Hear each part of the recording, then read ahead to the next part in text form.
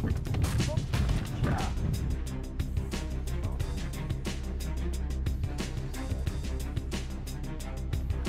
anjungan tidak kena kan berarti dia dalam apa dari awan. Jadi kalau kita bicara patroli yang dilakukan bersama, apa kendala terbesar sejauh ini, Panglima? Jadi kalau di Angkatan Laut sendiri, masalah utama memang sebenarnya kapal-kapal kita cukup.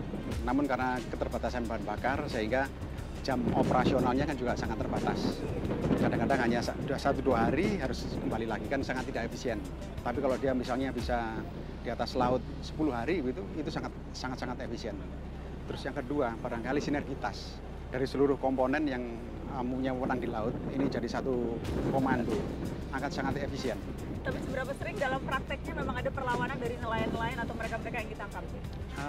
Ada beberapa kali, namun sudah cukup lama. Itu dari nelayan-nelayan Thailand terutama. Mereka rata-rata mempunyai kemampuan fisik yang cukup bagus, punya bela diri, bahkan kadang-kadang punya kekebalan tubuh gitu. Sehingga kadang-kadang mereka, iya. Jadi pada saat itu mereka berani melawan? Berani melawan.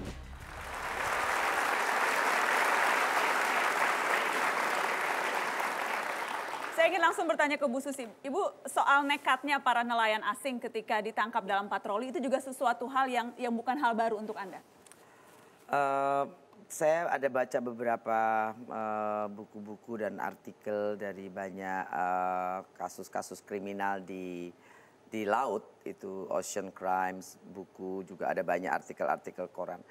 Banyak pelaut-pelaut ini adalah bekas-bekas residivis. Jadi mereka itu people yang sudah di age yang memang sangat tough. Yang kedua juga mereka kan setiap hari itu train oleh hard work ya, oleh pekerjaan yang berat, muling jaring, kemudian angkat junjung. Jadi fisik mereka memang sangat keras. Dan beberapa dari mereka yang ex residivis mungkin mereka daripada saya pulang kalah kan, mungkin juga di sana akan susah. Dan seperti tadi saya bilang bahwa mereka modus daripada organisasi-organisasi seperti ini, walaupun itu sebetulnya is a business, tapi run dalam organisasi struktural kriminal. Jadi is a crime organization di mana mereka tuh terputus kan. Jadi ya kita kalau misalnya kapal asing ini kita cuma tangkap nggak bisa sampai ke yang punya. Karena kita tidak dapat data PT-nya apa di sana, di jalan apa, pebisnisnya siapa. Tidak pernah bisa dilacak siapa di belakang mereka? Yang selama ini kita dapat, kita tenggelamkan hampir belum ada yang bisa kita lacak dari sananya. Kalau pemain-pemain dalam negeri, mafia-mafia dalam negeri, bisakah kita tahu siapa-siapa mereka? Kalau yang dalam negeri kan kebanyakan mereka juga tidak tertulis di situ namanya. Kalau yang jelas, oh saya punya ini milik saya, nah itu kita udah kita kasih tahu dan itu sudah berhenti kapalnya. Tapi ada yang masih beroperasi dan ini hanya sekedar agent saja. Mereka jadi seperti apa namanya influence, dia menjual influence-nya untuk dapat izin, untuk dapat apa gitu. Menjadi backing begitu? Ya seperti itu kira-kira. Dan rata-rata siapa Bu backing ini? Anda sudah?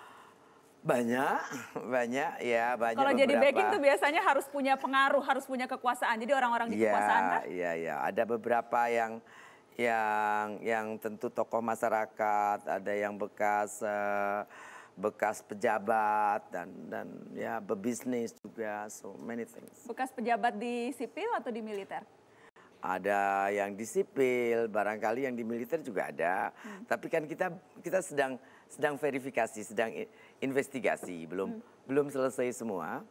Kita sudah dapat ininya, tapi yang sulit adalah kita untuk menangkap tangan, karena ini kan seperti white collar crimes yang di Indonesianya ya. Kalau mereka jelas si pelaku ABK ini memang mereka just ABK ya. Jadi mereka hanya awak kapal saja. Jadi ini yang makanya kita buat satgas, ada verifikasi. Jadi kita pun akan mengenakan bila kita tahu yang akan kita kenakan adalah kejahatan korporasi. Atau sebetulnya Anda sudah tahu tinggal mengumpulkan bukti-bukti saja? Kurang lebih seperti itu, yes. Kurang lebih seperti itu. Baik. Saya ingin masih tertarik, masih ada waktukah untuk ke Kapten Samson sedikit? Oke, Kapten Samson, saya tadi ingin, tadi dikatakan oleh Bang Armabar, seringkali melawan. Adakah pengalaman lain yang Anda lihat bagaimana dalam 15 tahun pengalaman Anda? Ada yang melawan langsung secara fisik ketika patroli? Yang kita lakukan, pernah itu ada perlawanan, seperti di timur, kita pernah akhirnya tembak kapal Cina, nah terbakar. Kalau di barat sudah seringkali kita lakukan, karena apa? Dia melakukan perlawanan. Sementara kapal kita sementara ini yang saya bawa ini kapalnya dari fiber. Sementara mereka kapalnya besi. Jadi waktu di timur saya pernah dijepit oleh 4 kapal besar kapal Cina. Dan saya katakan sama anggota saya, usahakan kita harus dapat 1. Ternyata dapat 1 kita. Sampai sekarang masih ada bangkainya di Tual, Maluku.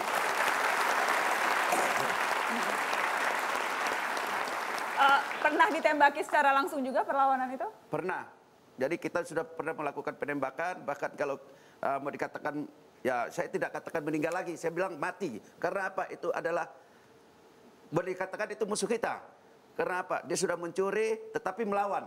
Berarti dia sudah mencoreng muka kita. Saya berterima kasih lagi dengan adanya Ibu Menteri yang sudah tegas-tegas memberantas illegal fishing ini. Kita akan break.